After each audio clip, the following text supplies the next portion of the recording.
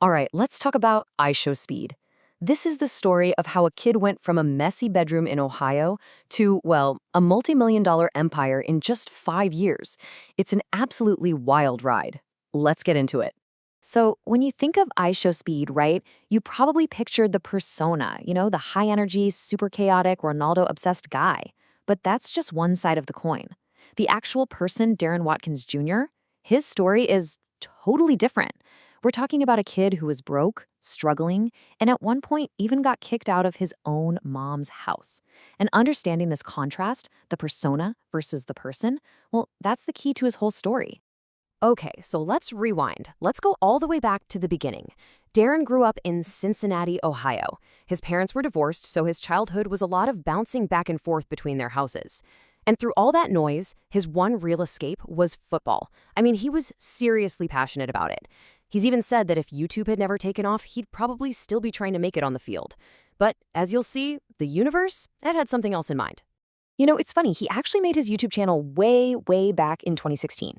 But his first shots at this, they went absolutely nowhere.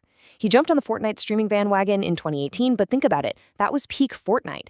He was just this tiny voice in an ocean of huge creators. He just couldn't break through. He got zero traction. And by 2020, he had pretty much just thrown in the towel to focus on school and, his first love, football. And then 2020 happens. The pandemic hits, the whole world just stops. And in the middle of all that chaos, a friend hits him with some super simple advice. Yo, bro, you need to stream. Now, here's the crazy part. That friend, he eventually quit. But Speed, he just kept going. And that one little conversation, that one piece of advice, that was the tiny spark that was about to start a massive fire. So you gotta ask, what changed? What made this time different? It definitely wasn't just luck. See, he stumbled onto a kind of viral formula. And whether he realized it at the time or not, he was about to master the one thing that matters most on YouTube, the algorithm. And here's the thing about the algorithm. It really only cares about one thing, and that's watch time. It's super simple, really. The longer you can keep eyeballs on YouTube, the more the platform is going to reward you by pushing your videos out to more and more people. And think about this. Most creators, they struggle to keep you watching for maybe 5 minutes. Speed was about to get people to tune in for hours on end.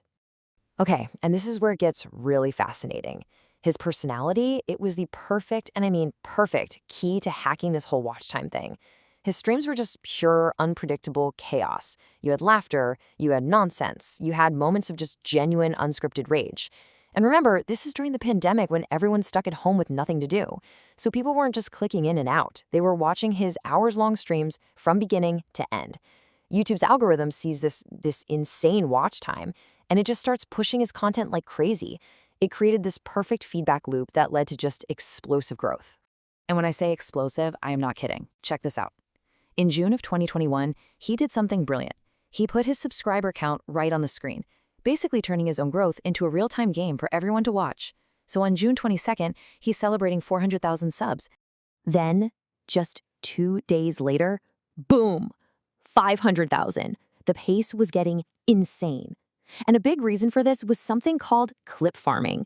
His fans were grabbing all the wildest, funniest moments from his streams, turning them into viral clips on TikTok and Instagram, and that just acted like a giant funnel, sending even more people straight to his live streams. But get this. By the end of that same month, just 6 days after hitting 500,000, he blows past 1.5 million subscribers. Let that sink in for a second. Over 1 million new subs in less than a week. It was a complete content firestorm, and Speed was right in the middle of it all. But with all this new fame came a huge problem, because that chaotic, loud, cussing every 2 seconds persona that was killing it on YouTube, yeah, that didn't exactly fly inside his mom's house. If you go back and watch his early streams, you can feel the tension. His mom would constantly come into his room, totally fed up with all the yelling and the cussing. I mean, from her perspective, she just didn't get what he was doing. To her, it was all just nonsense. And well, eventually something had to give. It all came to a head. She basically gave him an ultimatum, but he just couldn't give up on this thing. This was his one shot. So she kicked him out. Can you even imagine that?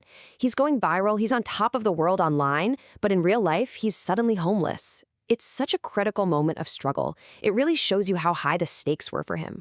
And this really shows the two completely different worlds he was stuck between. You had his mom, who just saw the chaos and wanted it to stop. But then you had his dad. His dad was the complete opposite. He was all in. Speed ended up moving in with him, and his dad didn't just support him, he got involved. He even made a funny diss track about Speed after a viral clip. Honestly, his dad's support was the lifeline that kept the whole dream alive.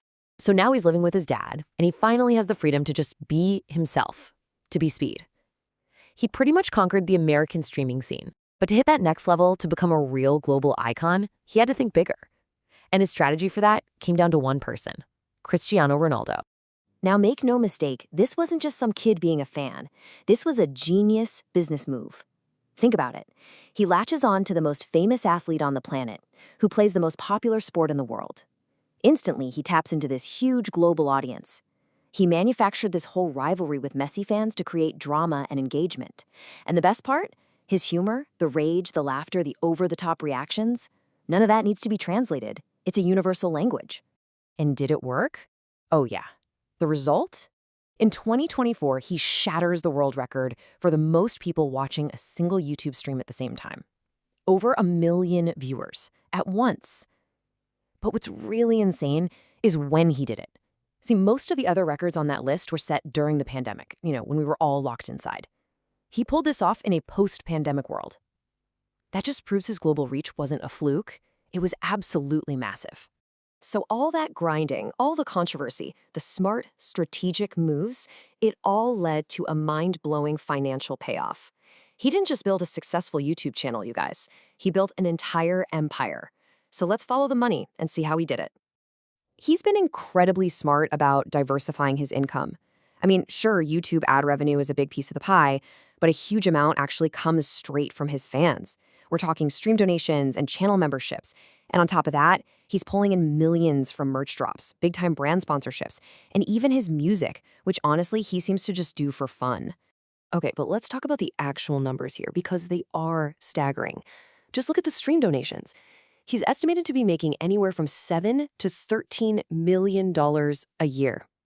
A year. Just from fans tipping him during his live streams. That is an absolutely insane amount of money.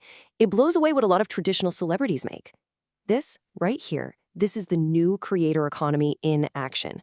So, when you put it all together, you add up all those revenue streams, you factor in his assets, like his $10 million house and crazy car collection, and then, of course, you subtract a giant chunk for taxes, you land on this number, an estimated net worth of over $34 million. Just think about that.